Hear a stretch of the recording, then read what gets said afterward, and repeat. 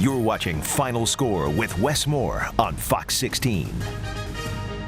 Welcome back to the Final Score. We're going to talk some spring football now out here on a beautiful day here at the Stripes to talk some UCA football, joined by head coach Nathan Brown. And Coach, obvious first question is, how do you like your team so far through the spring practice? Well, this will be practice 7 today. We'll break for spring break after today. Our guys are working hard. I think we've got a good core coming back from last year's team. Really, we were one game away from being a playoff team at the FCS level.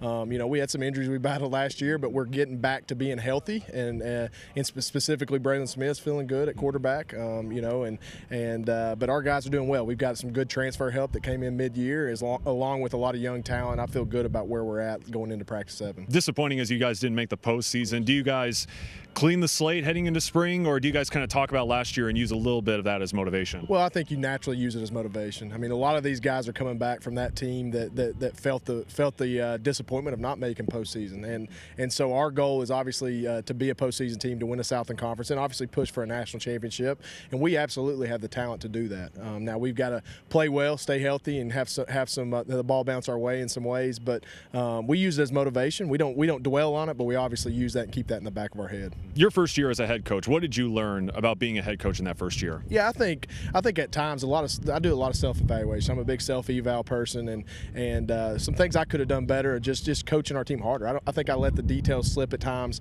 That's something I'm not allowing this time around. I coached our team last year like a 10-win team, and we hadn't won a game. So I think we're going to be a better team because of that. I think we're really focusing in on the details. Our assistant coaches are coaching their tails off. Our players are a year into our systems, offense and defense and special teams, and I think you're going to reap the rewards of that. So I'm excited to see where we go this year. You mentioned Braylon Smith, 100% good to go this spring, or what have you liked so far out of him this spring? Well, he is, and we're limiting him a little bit on some team stuff just so he doesn't get rolled up on, but he hasn't skipped a beat. He had the ankle injury, had it surgically repaired. Really, doesn't see any issues with it as we speak right now. So excited to get him back in the mix. Not only for his ability as a quarterback, but just his superior leadership and the way the team responds to him. I'm excited to see how he grows throughout this spring and then leading into the fall. Continuing to talk about that quarterback position, obviously Luke Hales took on that big role late in the season. What have you seen out of this spring practice, and what do you want to see more out of him? Well, Luke has taken even another step. He did a great job last year coming in as a starter, really never even having an off season. And he was coming off a couple shoulder surgeries out of high school, and so this is really his first off season to get better, and he's gotten bigger, stronger in the weight room. He's changed his body a little bit, trimmed some weight, but he's a great leader too, and obviously I want to see him push Braylon and them two compete with each other. But I'll tell you what, you're seeing the best out of both of those guys, and it's really neat to watch because they're in-state products, and that's fun to see the successes they had at the high school level translate here at the FCS Division I level, and they're going to be two fun guys to watch over the coming years. Now you talk about in-state products. One of the additions from the offseason was Gerard Barnes out of Arkansas. I got to watch him play a lot over at Cabot. Very explosive, very athletic. What have you seen out of him this spring, and can he be a big part of this offense going forward? Well, a lot of what you saw at Cabot is what we've seen here. Very explosive athlete, very smooth with the ball in his hands.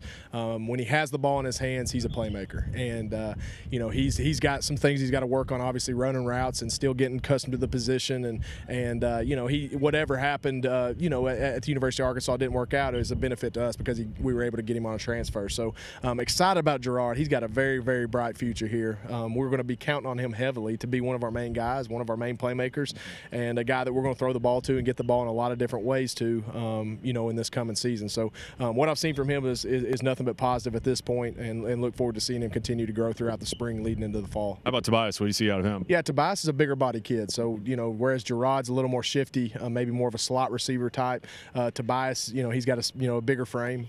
He's a guy that runs great routes, very, very solid in and out of his breaks. He's someone that also will have a chance to come in and be a starter and be in the mix for us in the coming years. So very excited about those two guys. I think they're going to have a bright future here. And talking about all the additions, whether they're transfers or early enrollees, who has stood out to you so far in spring ball? Yeah, I think we've got a couple junior college transfers that we were able to sign mid-year. A guy named DJ Reed from Northwest Community College in Mississippi. He's a pass rush linebacker that has really stood out, playing really well. TJ Campbell from Colin Community College in Mississippi. We needed depth at linebacker. He's done a phenomenal job. Very physical kid. And then really the last one that stands out is Malik Wilson. He's another linebacker. We signed him out of Dodge City Community College, and he may be one of the more athletic linebackers we've ever signed. Very, very explosive, very fast kid, 4.5 kid at the linebacker. And when you play spread offenses, you need guys like that. So very excited about those three young men and the way they're playing, and they're meshing as well with the team very well. And looking back to last season, what are some of the areas that you guys are really trying to improve on throughout these last couple of weeks? Well, I think just overall on offense, just efficiency. We've got to be able to run the ball when teams know we're going to run the ball, and be able to pass the ball when teams know we're going to pass the ball. So that being said, we've got to get bigger, faster, stronger on the offensive line. We're a year older there. We have 4 returning starters on the up front, and then obviously get our playmakers the ball more often. At times I felt like we strayed away getting our best players the ball, and then on defense it just continued to grow. We've had a good defense last year, very solid, top tier of the conference. So looking to build on that and continue to play a championship product, and we'll be able to do that. In the running back room, you start with Carlos Blackman. From Gosnell, Arkansas, he's a 2-time first-team All-Conference player.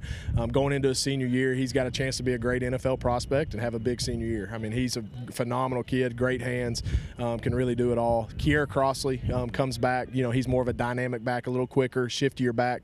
Excited about him. And then De'Eric Fernandez and Cameron Myers are 2 other guys to keep an eye on. Both of those kids have really grown in their role, and Cameron, especially as a redshirt freshman, he's got a chance to have a special career here.